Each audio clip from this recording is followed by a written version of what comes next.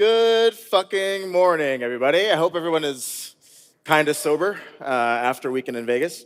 So I finished ski season, bit of a lull before heading to the beach for another 3 months. And I thought, well, I need to have a mental update on what I think on the markets. And so I just recently watched the 28 Days Later recent zombie movie, and that kind of was the inspiration for the title, and you'll see what I mean in a second. And basically, I had to think for a few days on how I think money printing is going to evolve and take into account what's going on in AI, what's going on in Iran with the war, and outcrops is this presentation. Obviously, I've turned a bit more bullish, and I'll explain why over the next 15 minutes.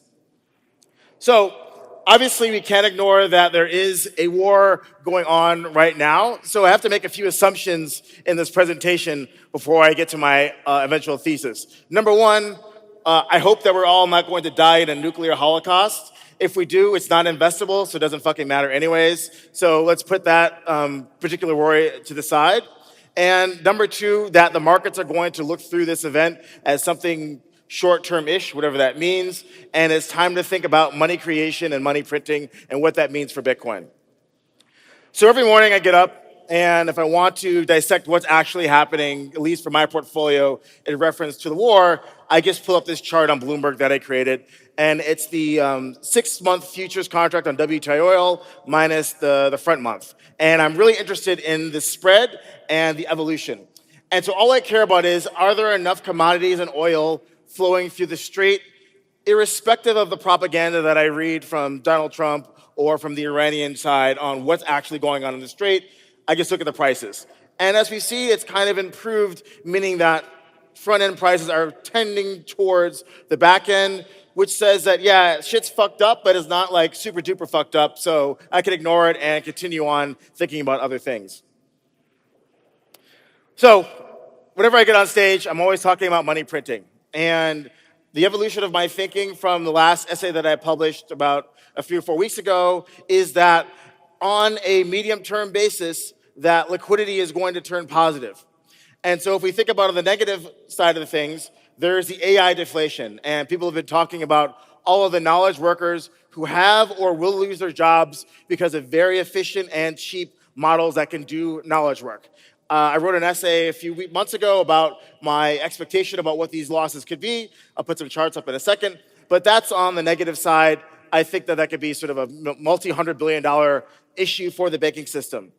On the Fed side, I'll get into this in a bit, there's a lot of consternation in the markets about the Fed chairperson to be Kevin Warsh and whether or not he is a hawk or a dove. And I'm going to put his comments into perspective and basically say that they're neutral. They're neither good nor bad for liquidity. And the market, the people who are getting all freaked out about Warsh as a super hawkish Fed chairperson are not really into the tea leaves as they should be. And then finally, commercial bank lending. Why it's going to increase. Why the war economy in the United States and abroad is going to drive banks to issue more loans to people who are involved in the production of all sorts of armaments and the things that go into making those weapons. And finally, the banking regulation changes that will allow banks to increase the leverage on their balance sheets. So this is a chart that I've been looking at since October of last year. And the magenta line is the NASDAQ. Gold is the Bitcoin price, and white is the US tech SaaS stock ETF. Now, most people believe, at least institutional investors, that Bitcoin is high beta NASDAQ. And it has behaved that way pretty much over the past 4 or 5 years. But since October, all-time high in Bitcoin, 126,000, to the present, it's down about 50%, while the NASDAQ's been flat. So broad-based big tech is held up okay, but if you take a look at the type of tech stocks that have gotten clobbered, it's all of the SaaS companies who produce a product that now an AI can do for $10 a month that they were charging $10,000 a seat, or some ridiculous amount of money. These stocks got hammered. I think that it pointed to a credit deflationary event that was not being recognized by central banks, and they weren't printing enough money, and Bitcoin followed suit.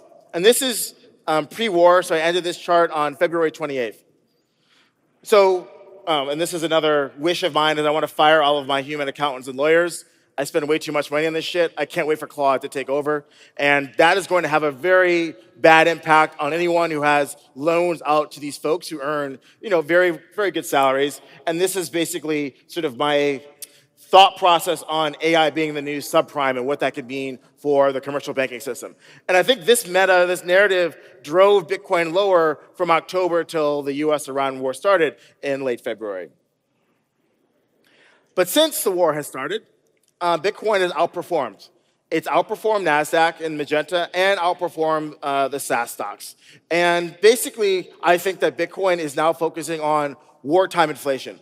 What is going to change now that there is an explicit admission by the United States and a lot of other countries that they're on a wartime footing, their defense spending is inadequate, and they need to print more money to build more bombs. So that is, putting the AI to the side, moving on to the Fed. And so, when Kevin Warsh was nominated, I think it was in January of this year, everybody started freaking out because in his tenure from when he was a governor, I think during the financial crisis after 2008 until present, he's been very critical about the Fed's very large balance sheet. And he's gone on record saying that he believes that the Fed balance sheet is too large, that he's going to find a way to shrink it, and alongside that, he'll be able to lower interest rates. Now, if you read my essays, you know that I am a big proponent that the quantity of money is more important than its price. And so I care more about what he says about the balance sheet than where the short-term interest rates go. And so if the market believes that there's going to be less dollar liquidity floating around the system because of what Warsh will do at the Fed, then they'll be bearish on Bitcoin and other risk assets. This is what we've seen in sort of the media talking about sort of this hawkish Fed that's going to come into place after May when Warsh takes over. Now, I don't believe that's the case. I believe that essentially the Fed will swap reserves and treasuries and repos and put them on the commercial banking system. And they'll do that with the help of new regulations in terms of how banks are allowed to hold assets on their balance sheet and how much capital they have to have against those. And finally, what I think is the most important to understand what Warsh will or won't do at the Fed is that he has a very material binding constraint. And that is he needs to work alongside Scott Bessent at the Treasury to make sure that whatever he does with the Fed's balance sheet does not impair the ability for Bessent to go out and sell billions of dollars of bonds.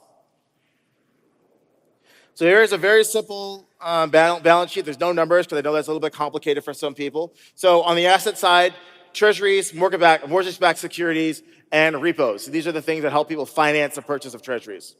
On the liability side, there's bank reserves, the Treasury General Account, the checking account of the government, and currency in circulation.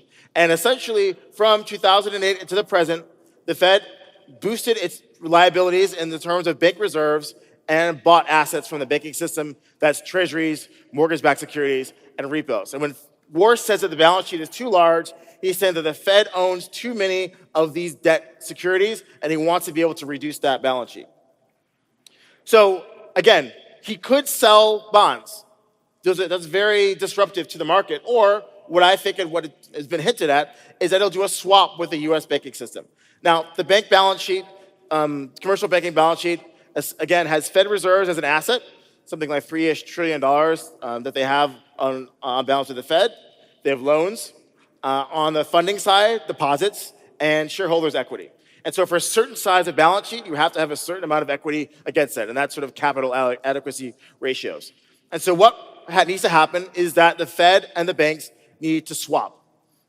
The banks need to get rid of the reserves, have a lesser demand for reserves, and replace those reserves with treasuries and repos. And this is what is being pushed with the deregulation of the US commercial banking system. So whenever you think about or hear Bessent and any other monetary officials of the United States government talk about deregulation, what they mean is we want to allow the banking system to absorb all of this debt that we're creating and take it off of the balance sheet of the Fed. And again, the end state is that the US commercial banks take over the money creation baton from the Fed, and you have treasuries and repos on their balance sheet, and the liability side, deposits and shareholders' equities. Now, the point of all this is that the net effect to dollar liquidity is neutral. There's nothing being sold, there's nothing being bought. It's just a swap. It's purely regulatory fiction in terms of who is allowed to hold what. But at the end of the day, Warsh can get up and tell people that he has engineered a smaller Fed balance sheet. But in reality, for us as investors, all we care about is what is the net effect. The net effect is nothing. And furthermore, Warsh is not going to get into a fight with Bessent. They had this photo with Jerome Powell's face before. We'll just replace it with Warsh. At the end of the day, we've issued $38 trillion of debt, and you need to fund the government.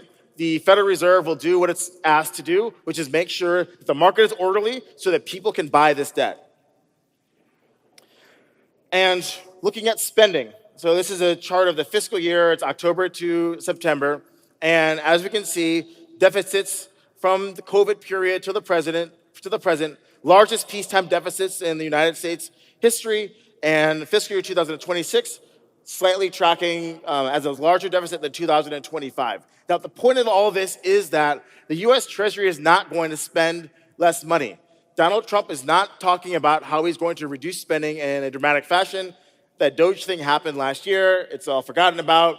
It's all about wartime spending. His new defense budget is something like 50% over the previous one at $1.5 trillion. That does not sound like a Treasury or politicians who are coming together to reduce spending so that the Fed can reduce its balance sheet. So all this talk about the Fed shrinking its balance sheet makes no sense because the politicians and the Treasury that funds them is continually increasing the amount of debt that's out there.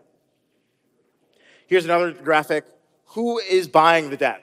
The foreigners are not buying as much debt as they used to. I excluded countries that are usually used for hedge fund balances for the basis trade. And what you can see here is that 25% ownership of foreigners has sort of flatlined while the amount of debt has gone up a lot, which basically means there needs to be a new price-insensitive buyer for all that debt, and that is the U.S. commercial banking system.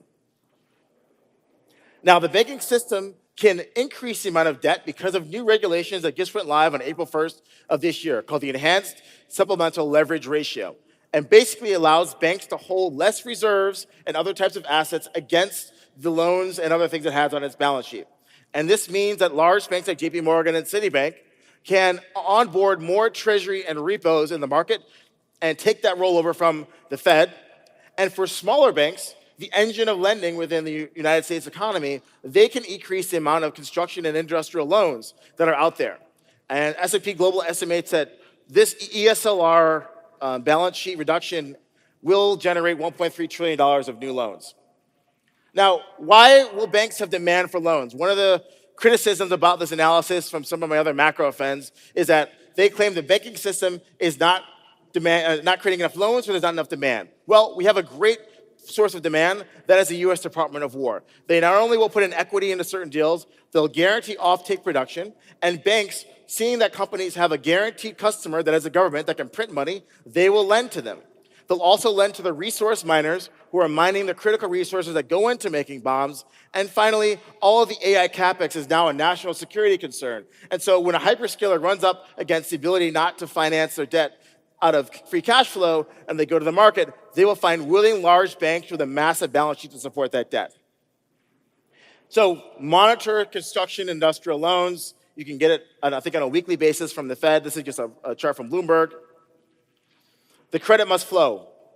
The great thing about bank lending is it has a higher multiplier than central bank lending, at about 3 empirically, we've seen empirically. So that's about $4 trillion that's created, which means that it's larger than the amount of credit that could be destroyed by AI taking people's jobs, which is why I've turned more bullish on Bitcoin. And I've got a few seconds left. Again, my liquidity chart has bottomed back in November of last year, around the same time that Bitcoin did. I think we've had a bit of a chop, we've had a bit of a war. Now it's time to break out, and that's why I believe Bitcoin is going higher. I think my end of year price target is like 125,000. Whatever, it doesn't fucking matter, I'm long anyways, but thank you very much, everyone.